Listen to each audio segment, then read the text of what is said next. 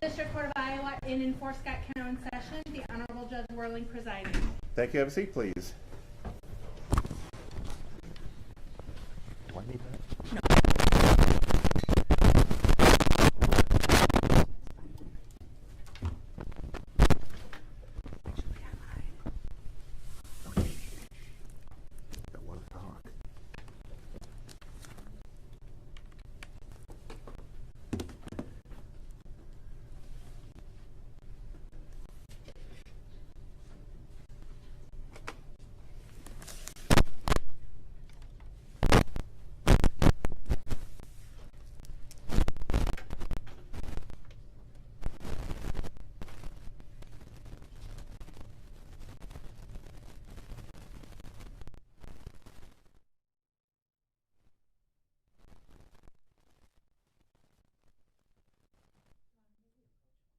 Me.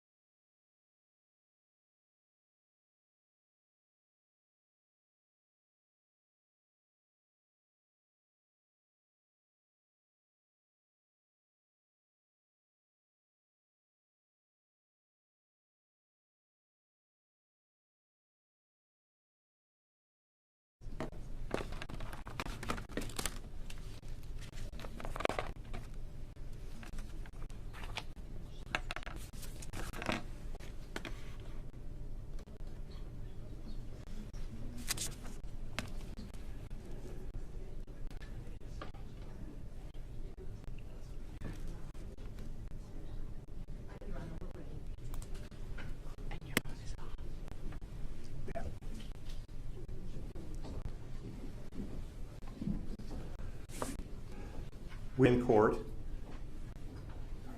in cause FECR 436501 State versus Davenport. We are here for sentencing. Mr. Braet is personally present. The attorney, Ms. Amy Keeps. The state is represented by Scott Attorney, Ms. Kelly Cunningham.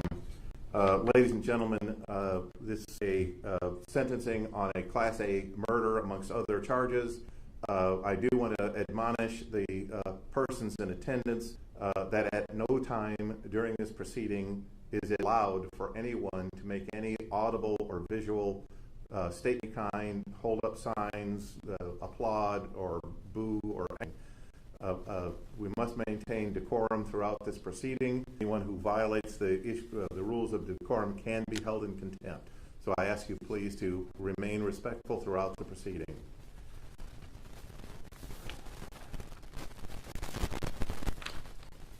The file reflects that on July 11 of 2025, the jury returned a verdict in this matter under counts 1, murder first degree, count 3 and 4, a simple misdemeanor assault, count 7, armed with intent, count 9, use of a dangerous weapon in the commission crime, counts 11 and 12, abuse of a corpse, count 13, arson in the second degree, and count 14, possession of a controlled substance, third offense. We did have some renumbering of the trial information. Is that accurate, Ms. Cunningham? And give me a moment, Your Honor. Certainly. Count 14 was arson in first degree.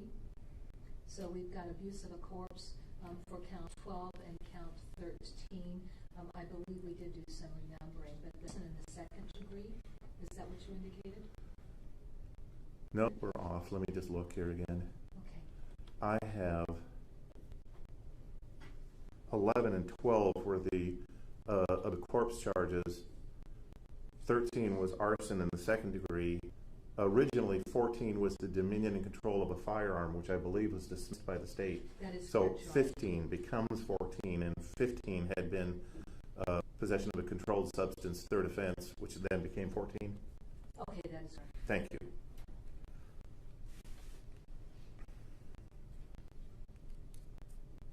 Ms. Keeps, have you had an opportunity to review the PSI with your client?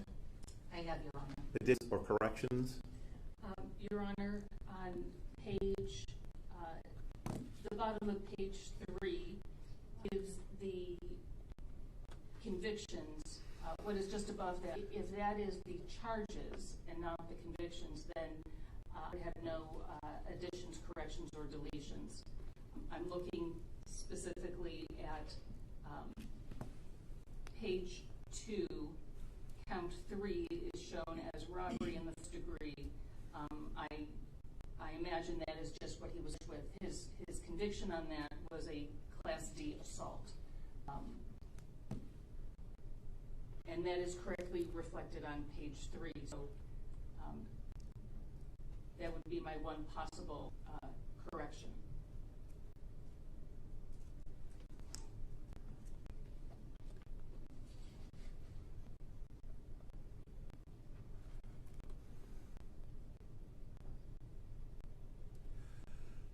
Counsel, if you look at the verdict that was filed, I believe, and correct me if I'm wrong, that he was convicted under counts 3 and 4 of a simple misdemeanor assault. Am I mistaken? Your Honor, I am not able to pull that up at the moment. I believe the court is correct, though. Ms. Cunningham, do you believe that's a simple? Yes, Your Honor, it's a simple misdemeanor. All right, thank you. Just to be sure, I don't want to overstate. Thank you. Any other issues with the PSI? No, Your Honor. Any additions or corrections to the PSI from the state? Your Honor, not from the state. Are there any motions pending or any reason why sentencing not occur at this time, Ms. Keeps? No, Your Honor. What is the state's recommendation regarding sentencing? Your Honor, recognizing that relative to the verdicts returned to the jury, when they received the jury instructions, and some renumbering that had occurred for the various offenses, and that was predicated on a couple of different issues. The state had previously tried Mr. Braet for felon in possession of a firearm prior to this trial. That arose from the takedown that was conducted by the Davenport Police Department at the Quick Star up by Menard. And so with that conviction, the state indicated that it would withdraw this felon in possession of firearm charge. The other issue, too, that would have resulted in a renumbering.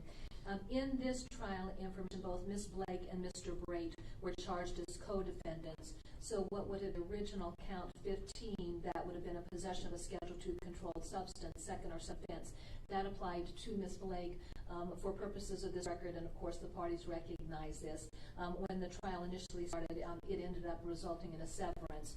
And so given that she was found guilty in her trial, that was the other reason why we have a renumbering for counts. So I just state that for purpose of the record because presumably there will be an appeal, as there always is in these particular cases, and we just have that opener on the sentencing record so that then the parties are aware of that, and then they can understand the recommendations that are being made and how they correlate with the various offenses. So as to count 1, the jury verdict of guilty to murder in the first degree. The state recommends that Mr. be committed to the Director of Adult Corrections for the indeterminate term, well, not the indeterminate, for life. This is a Class A felony and is not one that is subject to any type of parole. It is a conviction for life, and that would apply to the victim, Brian Goodwin. As to count 3, the jury found Mr. Braet guilty of the lesser included offense of assault under robbery in the first degree, and that would involve the victim, Brian Goodwin. The state recommends that he be sentenced for a period of 3 days incarceration, and I believe that there is the fine of $105 that goes to that.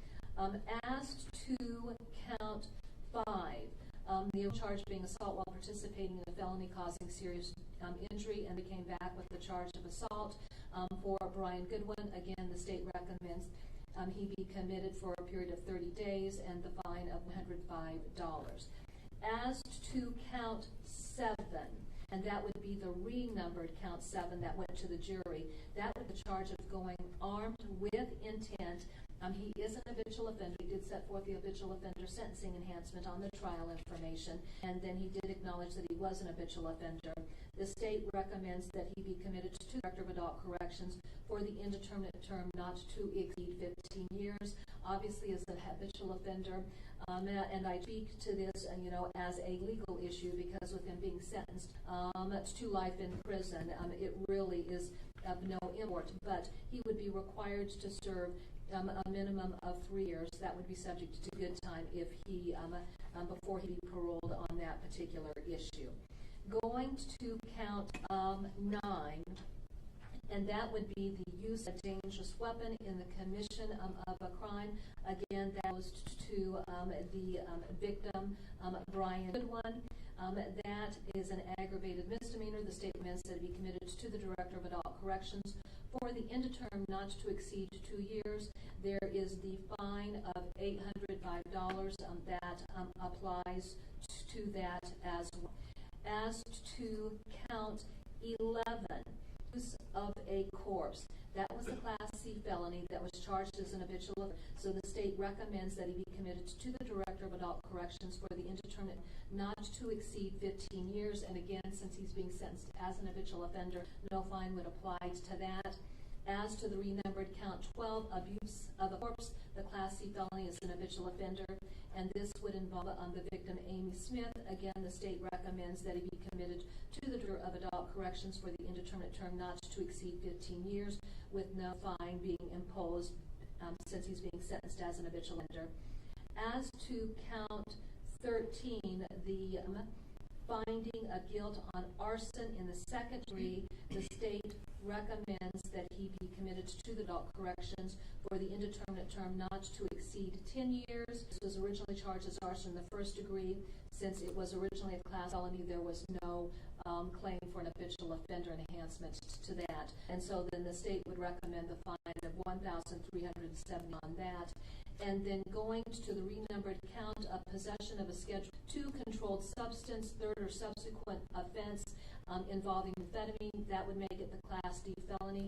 And again, the state recommends that he be committed to the Director of Adult Corrections for an indeterminate term not to exceed 15 years. And again, because he's being sentenced as an habitual offender, there would be no sentence that would, or no fine that would apply to that. As to all of these counts, the state recommending consecutive sentencing. With the recommendation of consecutive sentencing, the state certainly recognized that he's going to be spending the rest of his life in prison. But the nature of the offense that was committed and the impact that this crime had on the family of Brian Goodwin, but even the impact this behavior of the defendant had on the family of Amy Smith and the community is one that is significant. The crime was very egregious, and so this really is one of those circumstances that the state believes that consecutive sentencing is appropriate because it addresses the gravity of the crimes that were committed and how horrific those crimes were.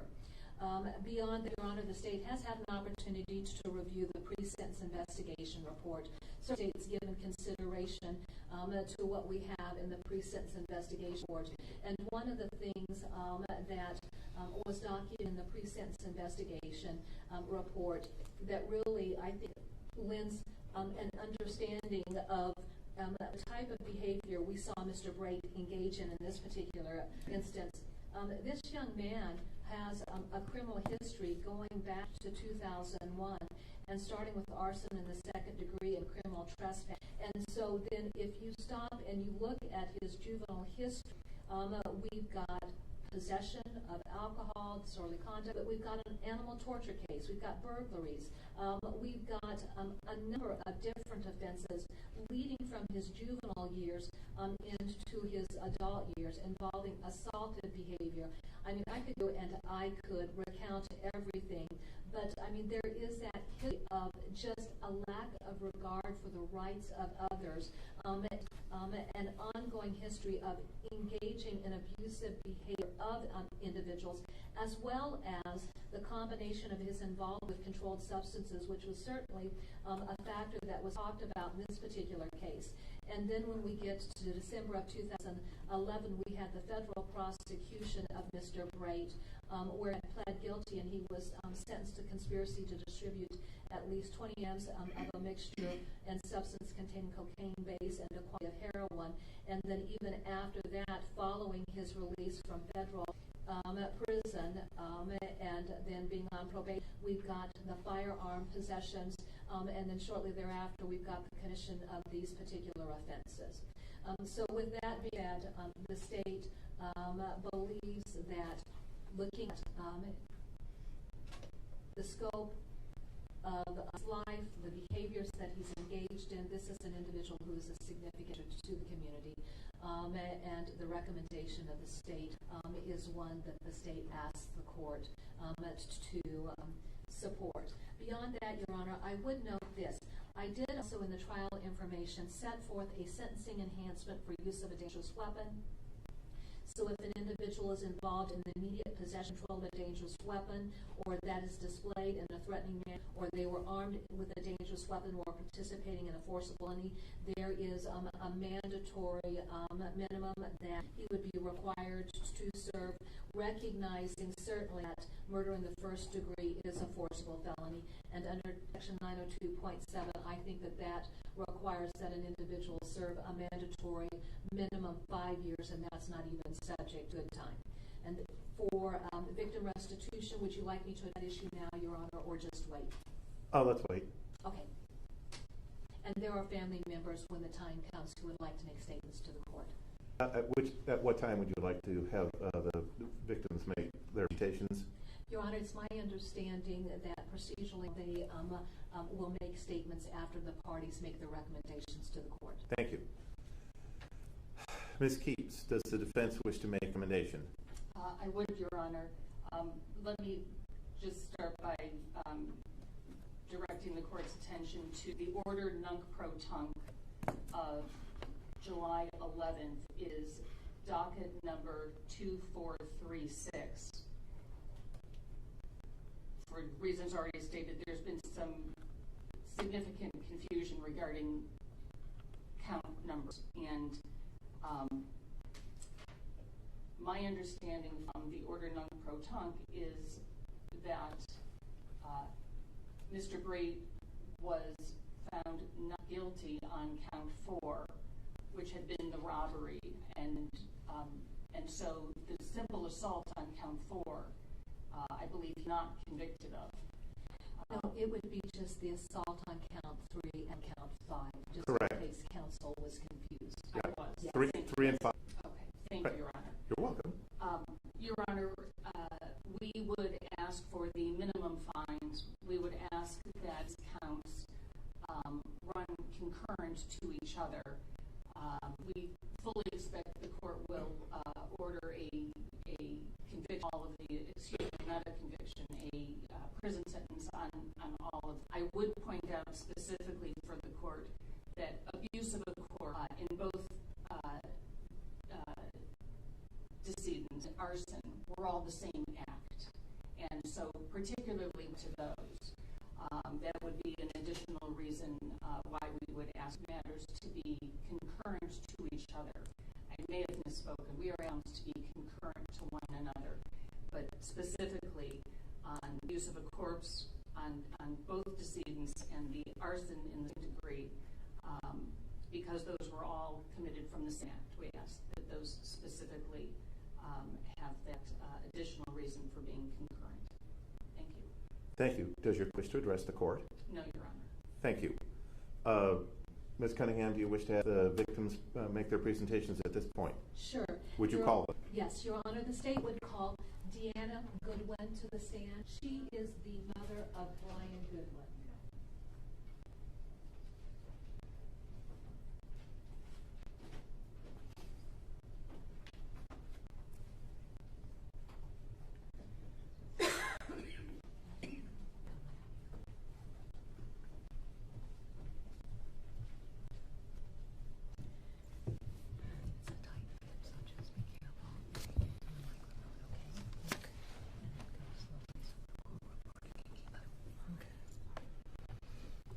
Ms. Goodwin, would you state and spell your first name for the record?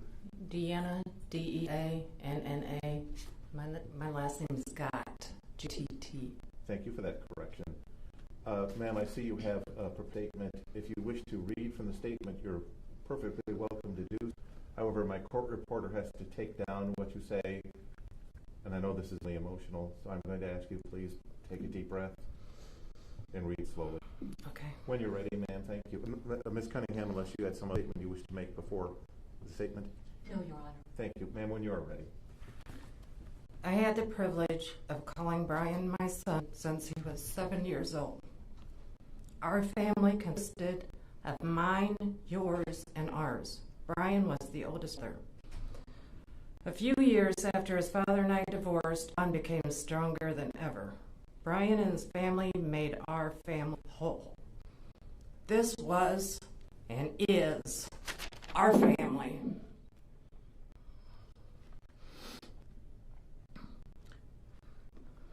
This was and is our family, the family that loves him and will never forget him. In 2024, I lost a son, a mother, and 2 very close friends. Only 3 of those deaths were natural causes. I had to get on medical depression. Only 2 things kept me going. I knew I was strong for my kids, and I wanted to make sure justice was served for my son's brutal murder. A couple of weeks after Brian's death, I got the courage to Facebook page. At the time, it was the closest thing I had near my son. I seen a post that really stuck with me. It said, "When you die, God doesn't ask you about someone else. He won't ask you about the men down the street who got married. He won't ask you about the girl who had an abortion. He won't ask you about the theist who lives on the corner. He won't ask you about the woman who's comfortable as a man. He will ask how you love those people as you were called to do, and some of you didn't." That was 100% Brian. He loved everyone. If I ever needed anything, I knew I could call him and he'd be right there. As a parent, I sat here for all the first trial and some of this trial. I saw pictures that no parent should have to see. I listened to lies and I had to be silent. Watched as attorneys and a defendant laughed and joked around, knowing all the time that I didn't even get the chance to have proper burial for my son. I couldn't even tell him goodbye. These ashes are all I have left of my son. And you still live on. I am not here to offer forgiveness. For the 2 people that brutally murdered my son and Amy, I wish I could ask for the death penalty. Your lives mean as much to me as Brian's and Amy's meant to you. It's sad knowing that you could have lived your life any way you wanted, and this is what you chose, to be a murderer. Brian and Amy will live in our hearts forever. They will never be forgotten. Your friends, your family will move on, but you will not. Every night you will look at your 4-cell walls knowing that's all you have left. This is the pathetic life you chose. And now, to Brian and Amy, there's no escape. I hope you have the life and death you so deserve. Was it worth it? Ma'am, sorry. Objection, counsel? Your Honor, I would respectfully ask that the victim statements remain limited to the effect on the victims. That the code does not permit the wishes for the defendant's life in the future pursuant to Iowa Code 19.21. Thank you. Ma'am, done. you're done? Very well. The victim is done with us at this point. The court thinks it's irrelevant to make a ruling on this, and the objection therefore is overruled.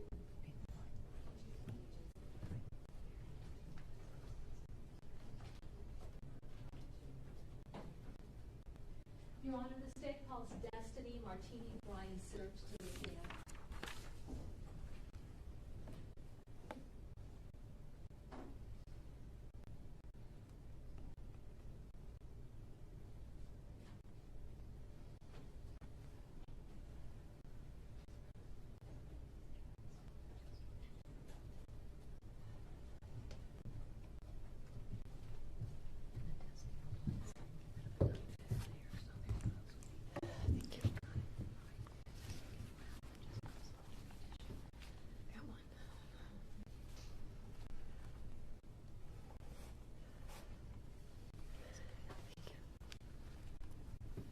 Ma'am, would you please and spell your name for the record? Destini, D-E-S-T-I-N-I. You want my last name? Please. Martinie, M-A-R-T-I-N-I-E. Ma'am, likewise, I see that you have what I believe to be a prepared statement, which is fine. Again, I'm going to ask you to please take a deep breath. This is very difficult, I understand. And please give your statement slowly if you're going to read slowly. Thank you, ma'am. When you're ready, go ahead. I've avoided speaking out and being present for any part of this trial for many reasons. Watching Adriana's sentencing was excruciating, and I knew that I'd be here to speak Brian's truth. Brian was a brother, a husband, a father, an uncle, a son, grandfather. He was a best friend to many people, but those people weren't like you and that trash co-defendant of yours. Brian's only flaw was that he would help anyone in need. Unfortunately, his kind heart led him to help two monsters. This entire trial was based around my brother and his involvement with drugs. Question. Your Honor, I would ask that the victim impact statement recite the impact to the victim, and I apologize for interrupting, not to characterize. Do you apologize? Hold on. Finish your objection. Not to characterize the defendant or express wishes for his future. I believe that the statements that the witnesses were making were preliminary to the victim impact portion of her statement. The objections will, you may continue.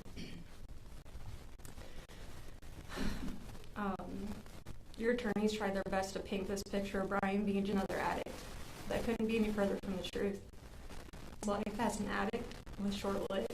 His life before that was something you ever had and you will never have. You and Brian are not the same. I was honestly shocked when I found out what kind of people were surrounding him during this time of his life. 9 months.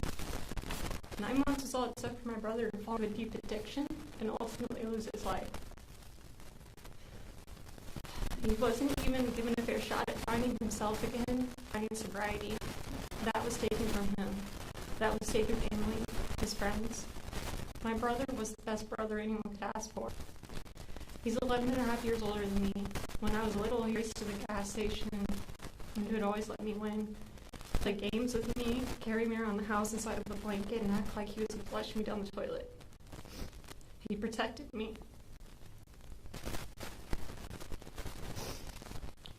If anyone was mistreating me, I ran to Brian. He always took care of it. But when I was scared at night, I'd run into his room. After high school, I was in an abusive relationship. When he found out, it took a lot to talk him out of putting himself in a graduation. If I had problems with my car, I called Brian. I don't live near here anymore, but if I called him to do something for our mom, he never hesitated. I went to 2 stores while he was sick to find her a cake that I wanted to get her. He was always there.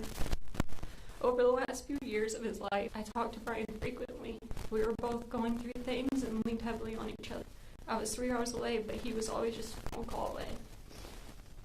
But we would spend hours on the phone at times talking about life, the past, the present, the future. He gave me advice that nobody else can replace. He gave me comfort that nobody can duplicate. He was my rock. We were so much alike in so many ways. I would often call him and just ask if he liked a certain food that I didn't. Sure enough, he didn't either. Even the popular things like QC pizza and cornbread. I had 3 people I could always count on. My mom, my uncle, and Brian. Brian's addiction isn't going to tell, but I can tell you that wasn't even a fraction of his life. He was married to a wonderful woman, raised 3 amazing boys that he had custody of, and had a great job with the county. He had every opportunity to turn out like our Father. He didn't. All this say, just because someone has a perfect life and everything in the world going for them, that doesn't mean that one mistake cannot lead to the hole that addiction can have. I knew Brian had struggled. He came to my house to detox about or so before his murder. He wanted to get clean. At the time, meth was not in the picture. He had a lot of changes happening, her losing our father. When he stopped answering my calls and calling me, I honestly thought it had to do with his girlfriend. I had no idea that he was feeling the way that he was. On August 17th, he told me that his life had went to hell. I truly believed he was talking about his relationship and marriage. For the rest of my life, I'll have to live with regret that I didn't reach out to him and find out what was really going on. My brother was suffering, and I didn't even know. I passed by his house a few times when I was visiting my mom and considered stopping, and I never did. I feel like I failed him in ways that he would have never failed me. At the same time, his lack of communication was likely another attempt at protecting me from his situation and from people like you. You are a vile human. Walk into someone's home with some little girl and try to take over. What was your goal in all of this? What other do you think was going to happen? Why was Brian's life worth taking? They were in people, humans. They are loved. Brian opened up his home to you both. How could someone like that be a target to be murdered? I will never understand people like you and Adriana. To think that you can play God and determine if someone lives or dies, that was not for you to decide. Their lives were not for you to take. Brian and Amy had the chance of finding themselves again. They had reasons to live. They had reasons to find sobriety again. Their lives were not meant to be over. I need my big brother. You took a part in that day that I will never get back. And didn't just take their lives. You had to destroy their bodies. I had to sit in a pew at his funeral and stare at a box, a picture. I don't even know how my mom was able to watch Adriana's trial or how Sally could sit through both trials. I caught a glimpse of my brother's charred body from a live video of the trial and I lost it. That was not supposed to be how his life ended. You couldn't just stop at taking his life. You took our ability to get closure. You took my last goodbye. Even that little degenerate girl took everything from us. His possessions are gone. His body is gone. His life is gone. All I have left, Brian, is a teddy bear that he gave me when I was little, a bag of ashes, some pictures and memories. You had nothing but time to think about what you were about to do, Amy and Brian. Even after Amy's killing, you had plenty of time to think and realize what you did was wrong. Yet you chose to take my brother from me. Now you'll have nothing but time to think about what you did as you sit in a cell and rot for the rest of your life. Here's my wish for you and a co-defendant of yours. I hope that you both live very long, miserable lives. I hope you meet your match in prison. I hope you are taught how to live through it. Counsel? Same objection. The court understands the objection and the court will take into consideration the statutory requirements for victim impact statements in its sentencing in this matter. The victim can continue. Go ahead, ma'am. Day in and day out. The thing about people like you, people start to forget you even exist. You're locked away, sitting in a cell, rotting. The news will stop covering the story. Your friends will stop writing and calling you. Family will start making excuses on why they visit, or maybe they won't visit at all. However, Amy and Brian will never be forgotten. They will be remembered forever. They were and will continue to be loved. You and Adriana will be forgotten. Your names will never be spoken outside of those cell walls again. Last thing, thank you, and I hope you rot in hell. Objection, Your Honor. Your Honor, not all victim impact statements supposed to help the court and guide the court in its ruling. It is what the defendant is required to listen to. He has rights, and he should not have to sit here and listen to such statements with the license and consent of the system. The purpose of the victim impact statement is to elucidate the court as to the sentencing options before it. The defendant has been convicted of a murder in this case, and the outrage of the family members at that murder is not an appropriate factor for this court to take into consideration. The court will not take that into consideration. However, the court will allow the victims to speak. Thank you. Ms. Cunningham, any further victims? Yes, Your Honor. The state called me Smith to the stand. That would be Amy's mother.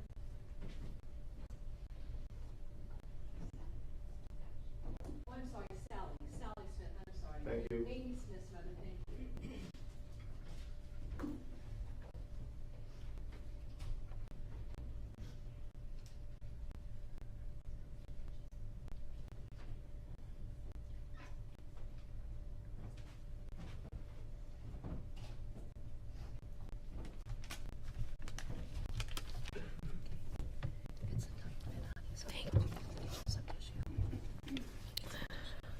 Yeah, probably.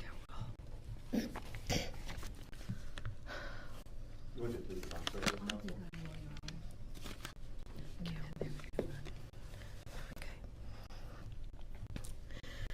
Ms. Smith, when you are ready, speak slowly, please. I thought I would have more time. I miss her. She was a beautiful person. We loved fiercely. She was a daughter, sister, niece, most importantly. Her daughter is here with me. Her name's Violet. She's 14. She wants her mom. But you took her. You just took her. Why? I get it. I know that I'm supposed to just speak on the abuse of a corpse because you were not convicted of her murder, but I just don't understand how any person can do such a thing. She was a great friend. Put others first. She was generous. She would give you her last dollar if you needed it. I saw what you did to her. She's so evil. The pictures I had to look at, mother should ever have to see. How could they? If I could talk to her one more time, I would tell her how much I love her. And I hope she knew that. See, I see my daughter for several years because of her actions, but I had faith that she would get clean and we would reconnect with her kids, her sisters. We all miss her so much. And Violet, she's got a lot of anxiety. She doesn't like to leave the house. In fact, I got her here today. She basically stays in the house all the time. She's not even going to school. She's doing online school because she just doesn't like to go out. She's afraid. She has such anxiety. It's ridiculous. Anyways, she just wanted to. Why? Why did this to my mom? I never got to see her and say goodbye. That's about it. Thank you.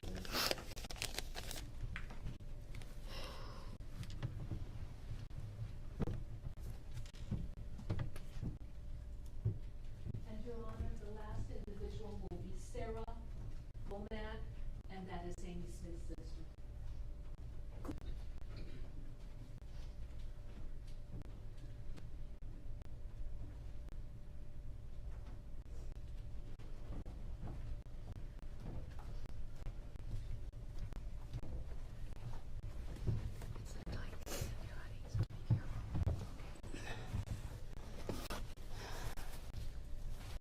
Ms. Womack, would you please spell your name for the record? Sarah, S-A-R-A, Womack, W-M-A-C-K. And when you are ready, please go slowly.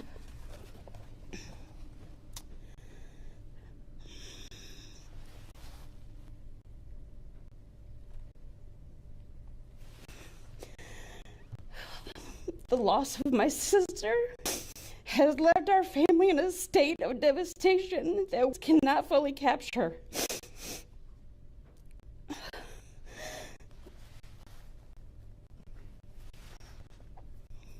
The pain we feel is overwhelming, lingering with us each day as we attempt to find some comfort and peace. Her laughter, her kindness, and her love were all taken from us in an instant. So suddenly and violently, that emptiness she leaves behind feels impossible to fill. Like many in my family, I had been estranged from Amy for several years before her tragic and untimely death. This distance did nothing to soften the blow of her passing, nor did it prepare me for the immense pain that followed. The trial forced me to confront the horrific reality of how you and your accomplice left sister's body. The brutality of it all is beyond comprehension and is not something that anyone should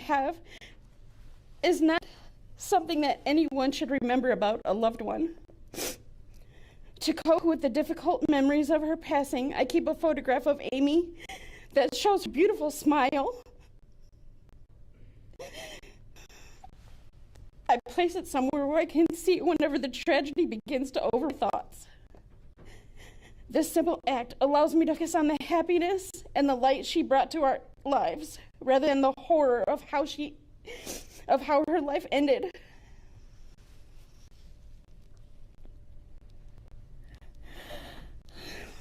I make a conscious choice to remember Amy as she was before her life took a difficult turn.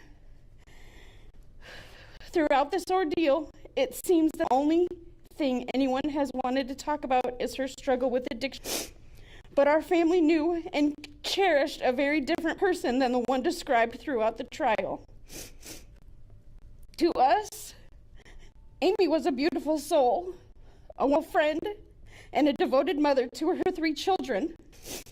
Her memory continues to live on in the hearts of those who truly knew her. It is this Amy, full of love, warmth, and life, that I choose to hold on to and remember. Since her traumatic death, I have begun to suffer from anxiety and terrible insomnia. Concentration has become a struggle, affecting not just my life, but also my work.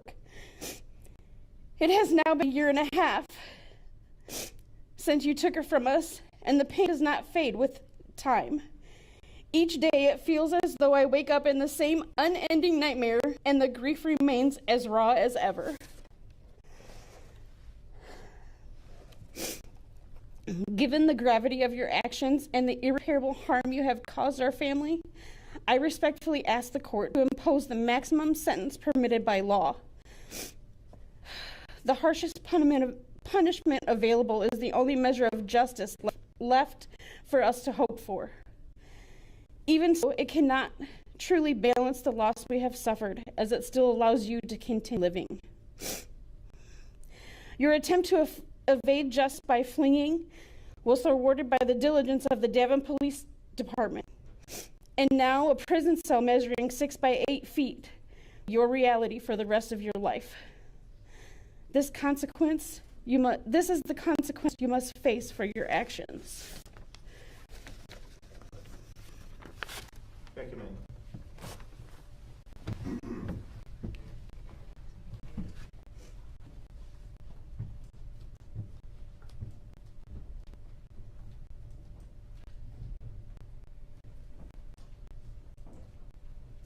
The court understand that concludes the statements?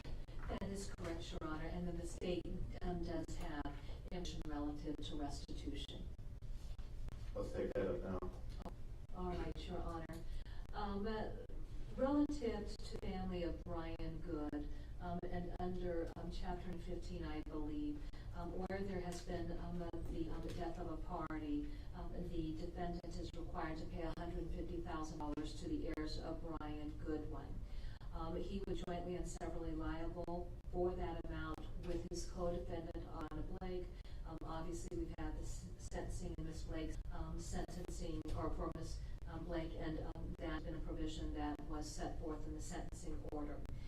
As for the heirs of Brian Goodwin, that figure then would involve distributions to the following individuals: Sarah Goodwin in the amount of $75,000, Bryson Bryson Tigges, Tigges in the amount of $25,000, Seth Goodwin in the amount of $25,000, and Caleb Goodwin in the amount of $25,000.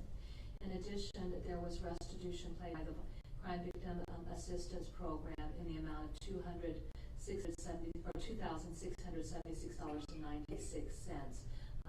to Seth Goodwin for lost wages as a result of having to deal with the issues involving his father's death. And so, with that being said, the state would ask the court to require Mr. Braet to pay that amount of restitution to the Crime Victim Assistance Program, recognizing too that Blake would be jointly and severally liable for that amount as well.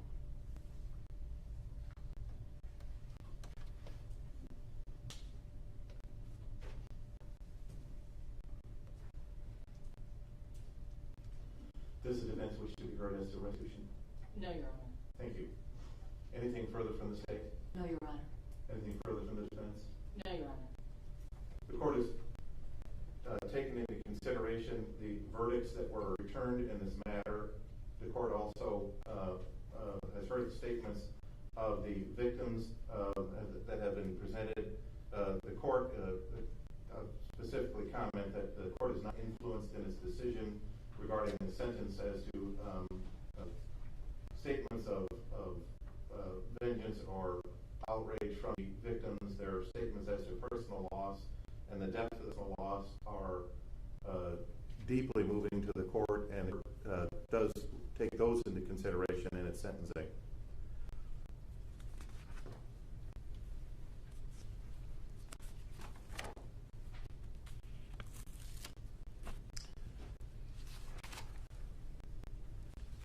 This is a somewhat complex, statutorily complex sentencing, so counsel, please pay attention if I am misstating the recommendations of the parties in this matter. Just interrupt and let me know. Absolutely, Your Honor. Mr. Braet, pursuant to the verdict of the jury in this matter, returned on July 11, 2025 as to count 1. It is the judgment and sentence of the court pursuant to the verdict of murder in the first degree in violation of 7.2 of the code that you be committed to the Iowa Department of Corrections pursuant to 902.1 of the code for the remainder of your natural life without the possibility of parole. You will be given credit for time served in the county jail in this matter. It is further ordered that you will provide a DNA sample required by statute. There is no fine as to count 1. As to counts 3 and 4, pursuant to the verdict of the jury convicting you of the charge of a simple misdemeanor assault, as to each offense, it is the judgment of the court that you be committed to the Iowa Department of Corrections for a period of 30 days, that you be ordered to pay the $105 minimum fine, the 15% surcharge assessed by the clerk.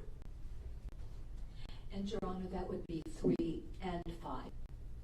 That's what I thought I said, but 3 and 5. Yeah, I think you said 3 and 4. Okay, 3 and 5. Sorry, it is 3 and 5. If I said 4, that's an error.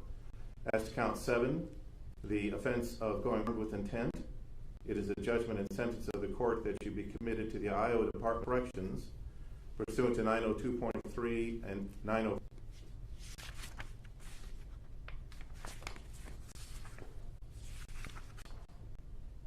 Excuse me, 902.3 and 902.9 to the indeterminate term of 5 years, that you pay the minimum statutory fine $1,025, the 15% surcharge assessed by the clerk of, and that you provide a DNA sample.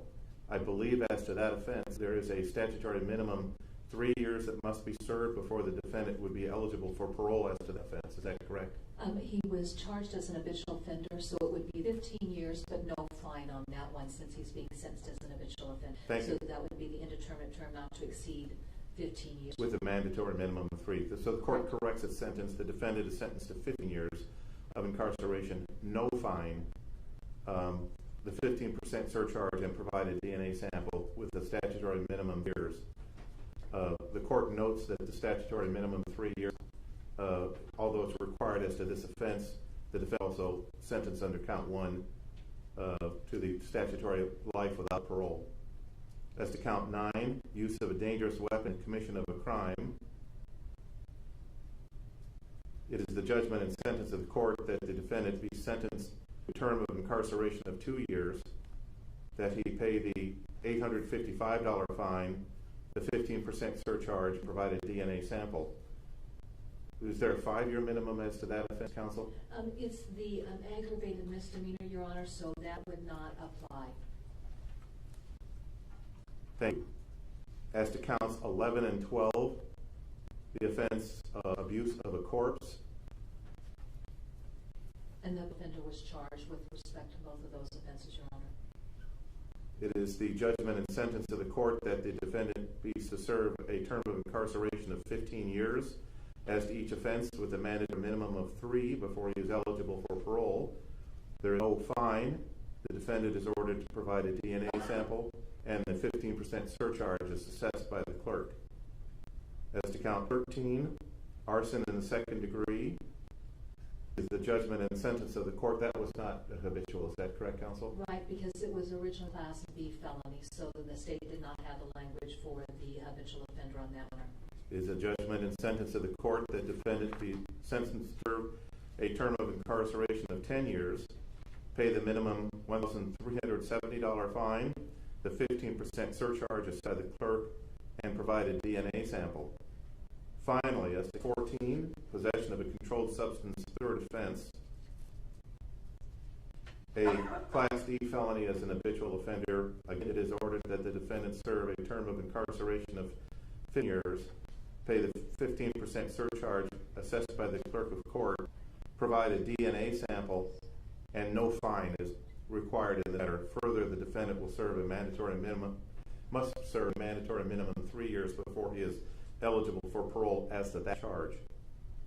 As to the sentencings for these counts 1, 3, 5, 7, 9, 11, and 12, 13, and 14, as the court correctly sentenced from the attitude of the state? Yes, you have, Your Honor. And then also there's the enhancement for use of a dangerous weapon under 902.7 that requires the addition of the mandatory 5, and that's a hard 5 that would apply to forcible felony. The court amends the sentence as to count 9 to require a term of incarceration of 5 years before the defendant is eligible for release. Wait a minute, count 9 is the aggravated misdemeanor, counsel. Yeah, our forcible felony will be the murder in the first degree. For all practical purposes, it has no import, but it was a setting enhancement that I had charged, recognizing that if the jury had come back on other forcible felonies, it would have application. Thank you. Ms. Keeps, the sentence is, I'm not asking you if you agree that the sentence is proper. I'm asking if it is legal, if there are any other errors that need to be corrected before the court proceeds. Your mic is off. No errors, Your Honor. Thank you, counsel. That I'm aware of. Thank you.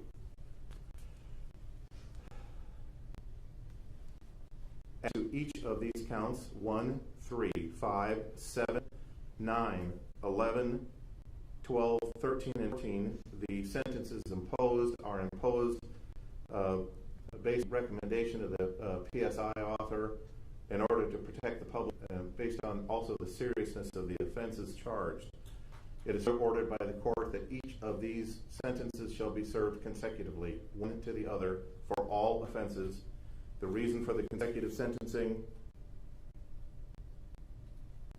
thank you. The reason for the sentencing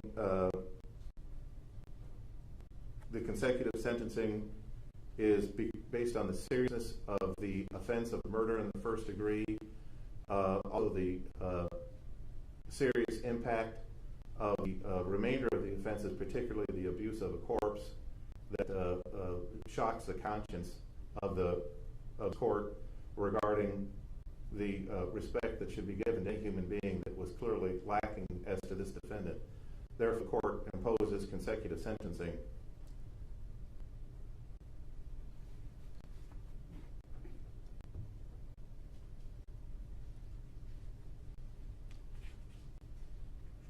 Ms. Cunningham, I just want to be sure as to the possession of a controlled substance offense, the final offense for which the defendant was charged. My notes indicate that was count 14 in the trial information. Was it 14 or 15? It was actually 16, but with the state withdrawing the felon in possession of firearm, and since count 15 applied to Adriana Blake for possession of a Schedule II controlled substance, when it was renumbered, it went to the jury as count 14. Ms. Keeps, do you agree? Your mic's off. Sorry? Your Honor, if there's a particular docket entry, I could take a look at the renumbered, but I agree with the substance of the charges, yes. Thank you.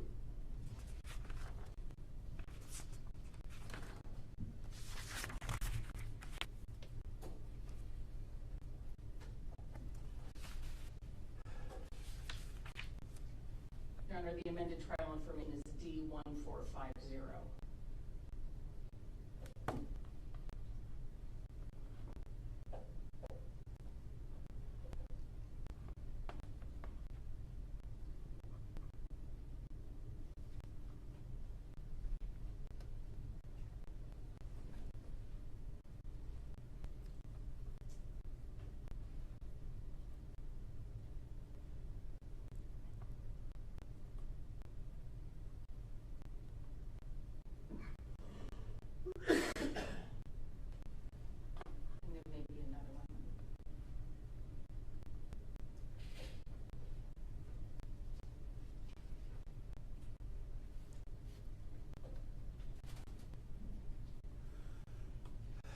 I recall that at the conclusion of the trial, count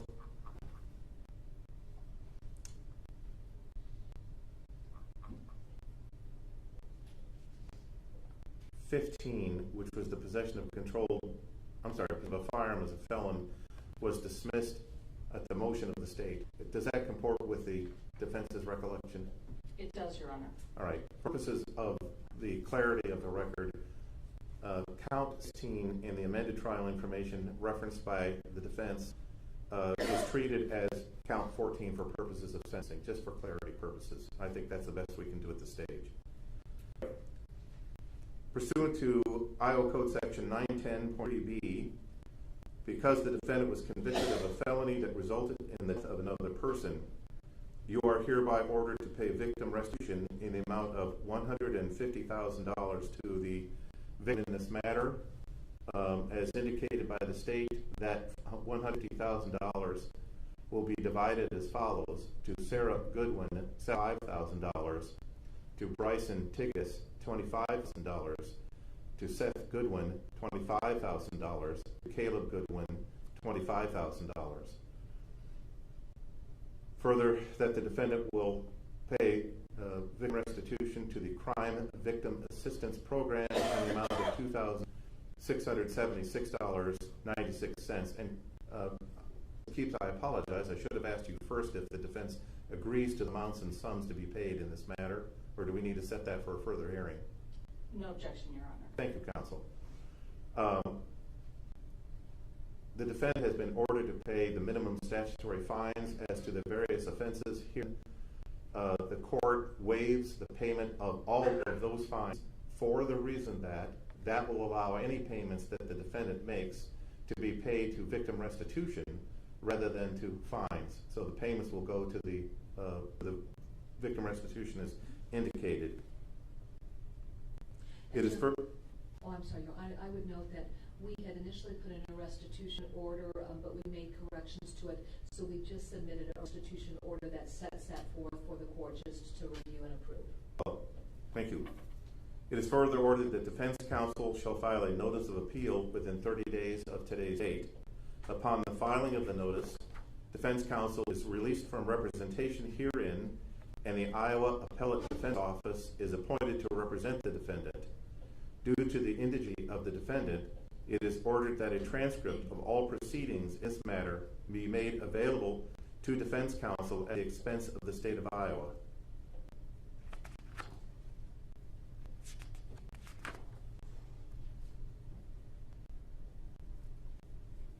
Mr. Braet, if you appealed ruling an appellate attorney and an appellate attorney is appointed to represent you, as just ordered, you may be ordered to repay the fees of that appellate attorney. When a claim for fees is submitted at the end of that appeal, the court will determine your reasonability to repay those fees.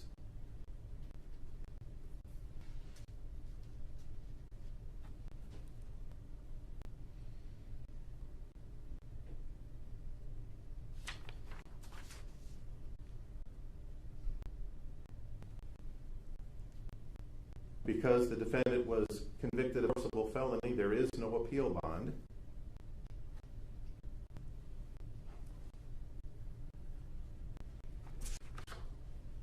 And Mr. Braet, these are your appeal rights. Sir, you can appeal, you have the right to appeal your sentence to the Supreme Court. To do so, you must file a written notice of appeal with the clerk of court within 30 days from today. Failure to file a notice of appeal will be deemed a waiver of your right to appeal, and you will lose that right. If you wish to appeal and you are indigent, you can make application for a court-appointed attorney and a transcript of these proceedings at the expense of the state.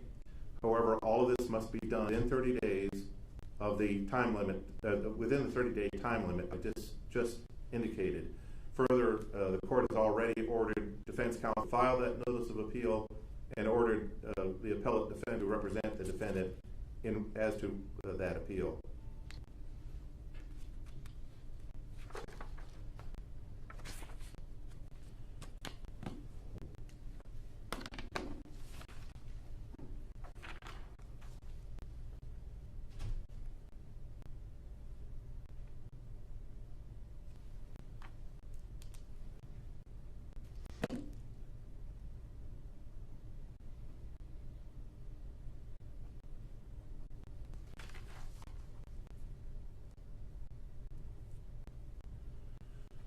Lastly, due to the defendant's incarceration, as to Category B restitution for the costs of this action, the court finds that the defendant is not reasonably able to pay the costs of action. The court sets his liability for Category B restitution at $0. Again, so that any payments the defendant makes will go primarily and principally to restitution. Ms. Cunningham, as to the sentencing, is there anything the court has neglected or overlooked? No, Your Honor. Ms. Keeps, is there anything that the court has neglected or overlooked? No, Your Honor. With that, we are adjourned. Thank you. Then, Your Honor, do we turn our PSI to the court? Yeah, if anyone has PSI, return it to the court. Yes, please. Thank you, Your Honor.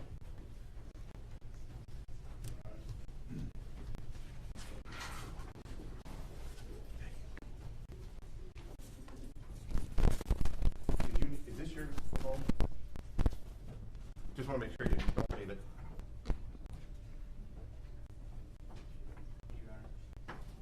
You're welcome.